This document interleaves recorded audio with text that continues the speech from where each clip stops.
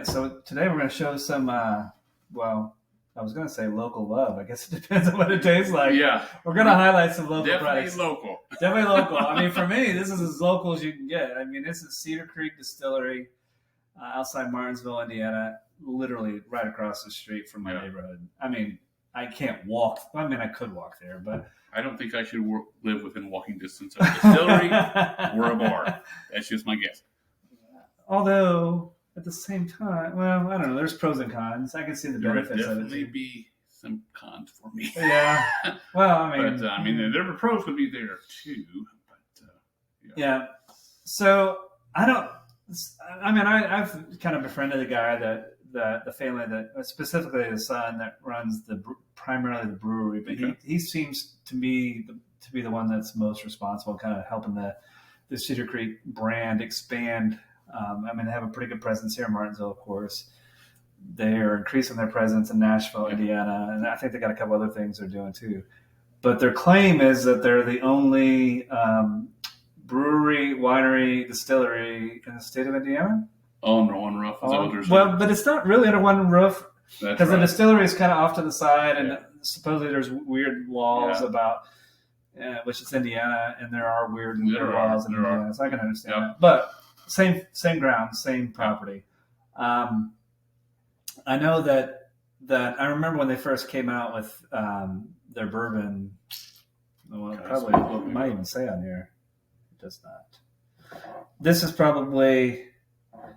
is barrel number 12, bottle number 279. I think that I probably got one of their. I was there when they first came out. I think I've been through a bottle, and this is the second or third that I've had. And you can only buy this there, correct? Or can you buy it? I have not seen it. I have not seen it out either. So they have a bourbon. I think they still have a rye, and then they just came out with the wheated whiskey or wheated bourbon. Yeah, wheated bourbon whiskey, six year. 4 year. So we got a 4 year bourbon. The very first barrel. Oh, did I really? Oh, damn. Barrel number 1, bottle number 150. Interesting. All right. I think when they first open, I know they make their own rum. They make some, I think, vodka maybe, and there might be something else. And I swear that when they first started operating the distillery, that they actually distilled their own bourbon and their own rye whiskey. I thought they did too. In really small batches. But I don't think they do anymore. Okay. What I've heard is that they get their bourbon from MGP. Interesting. But I swear when they first started doing it that they made their own. Now, don't hold me to that. I could be way off. If I was doing that, I would want to see this in a Meyer or a CBS or something. I know, right? Yeah. Each of these bottles, it's a little up there, but it's, again, it's in the neighborhood, so to speak. They're about $70 a piece. All their whiskeys, I don't think this is true for their rums or for their other spirits, but for their rye, their bourbon and this wheated, they're always at 120 proof. Yeah. So they're going to be a little hot. But anyway, that's what I know about this. But I think they're doing it from MGP right now. So, but I guess let's start with the 4 year bourbon whiskey, single barrel, straight bourbon, bottled by Cedar Creek, Distiller Select. We don't know anything about mash bill. No. Label's pretty generic, honestly. But it does have that standard traditional bourbon. It does. And a comment about MGP. Sometimes you hear people like, "Oh, it's MGP." Like, I don't have a problem with MGP. No, and didn't they just buy Penelope?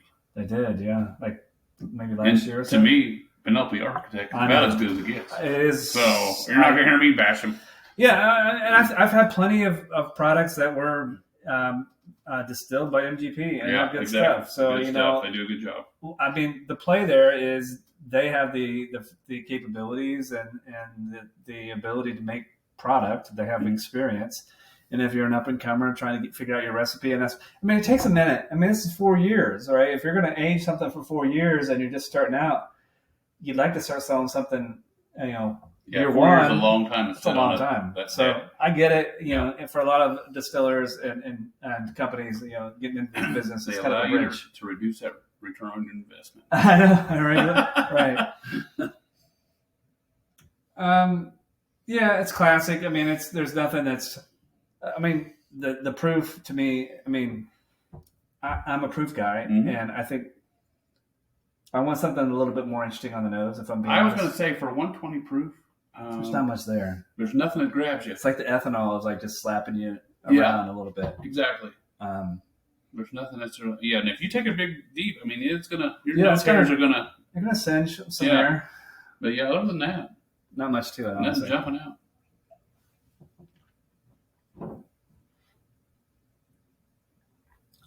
It's been a while since I've had this. The heat is on the front end. Yeah. I'm not getting it past there. See, it's lingering a little bit for me. It lingers up front. It's on the tip of my tongue. It's not in the back. I'm not getting it. I don't feel it in the throat. I don't feel it. I can tell the rye is probably pretty low on this. Yeah. I don't know this. It's my guess. Because when I drink a high rye, I get that right chest. Yeah. I'm not getting that. It's almost like the taste reminds me. Do you remember those Red Hots or Fireballs? Jawbreaker yes, things. That's a good comparison. Because it would get hot enough, and this is a memory from when I was a kid, where I had to take it out of my mouth. Yeah. And you kind of fan your mouth and get some air in it. Yeah. But the aftertaste when you take it out, the hot thing out of your mouth. Yeah. That's kind of what it reminds me of. It is. So there's a little bit of cinnamon, spicy candy note to me. And what's interesting is once the heat leaves, there's not a lot left there. It's like all that flavor is right there, and then once the heat goes away, it all kind of goes away.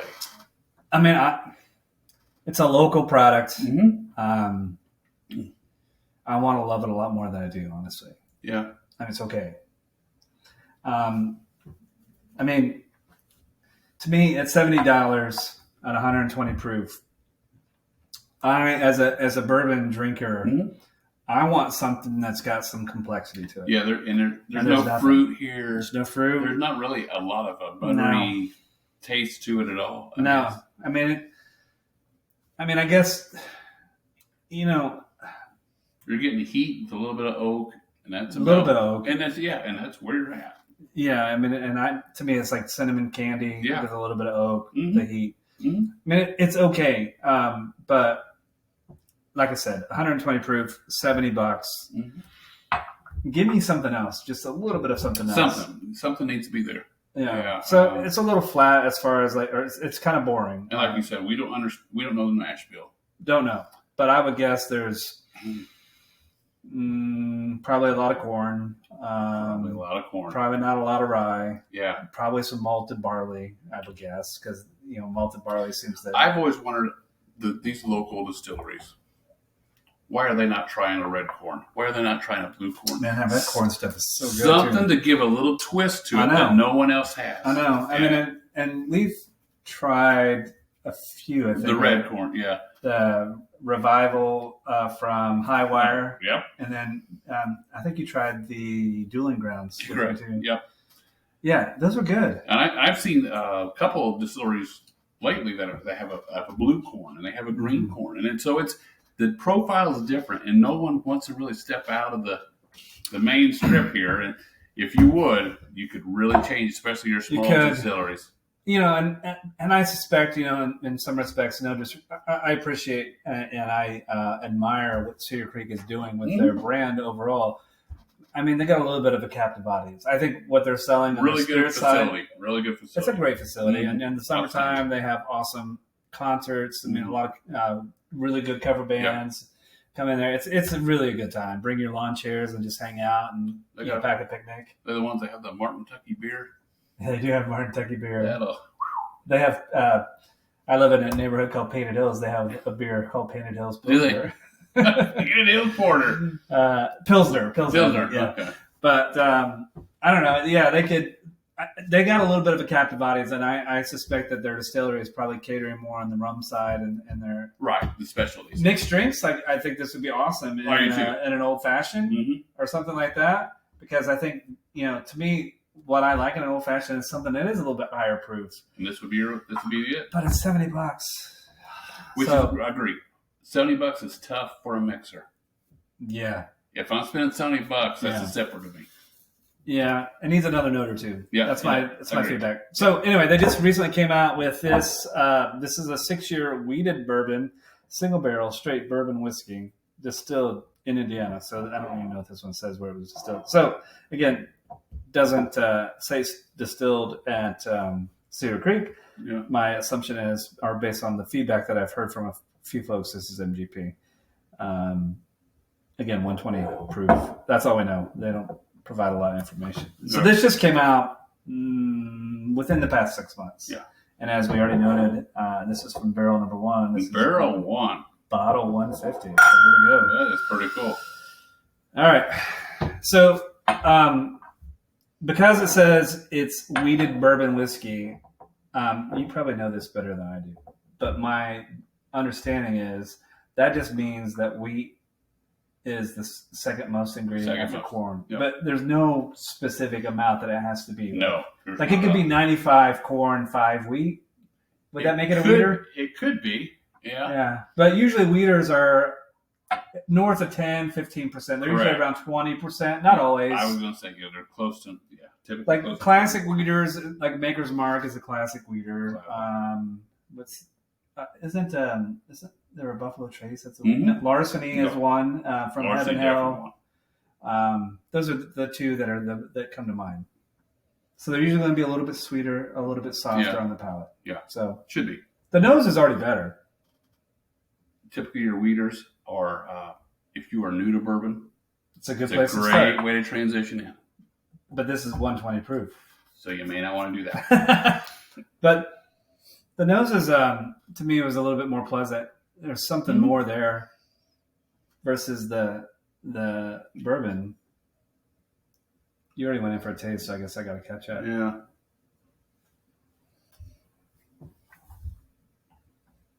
The proof's there. Something went down the wrong pipe. I'm not going to count that drink because it started burning like crazy. I'm just glad I didn't spit it out. Oh, it brings a tear to your eye, though. The proof is there.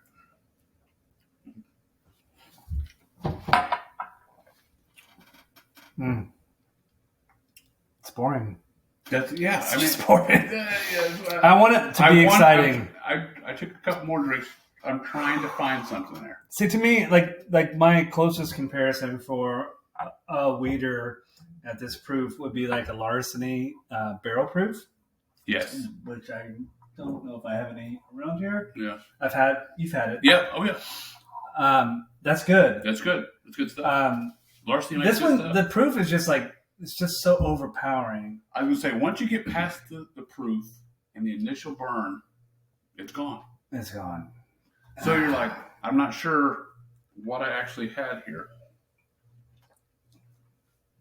And the unfortunate part is this is 6 years. I know. And so in 6 years, no additional flavor profile jumped in. And as I taste them, there's nothing that, to me, that really distinguishes or differentiates these There's a whole not. bunch. There's not.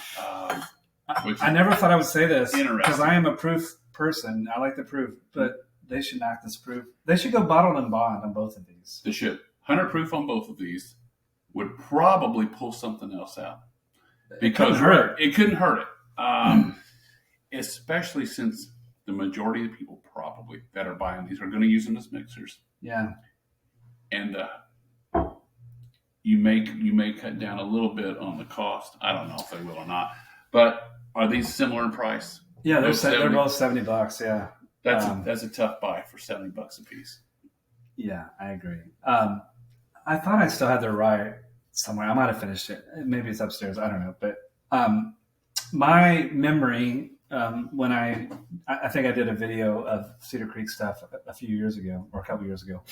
My memory is I like the rye a whole bunch. Okay.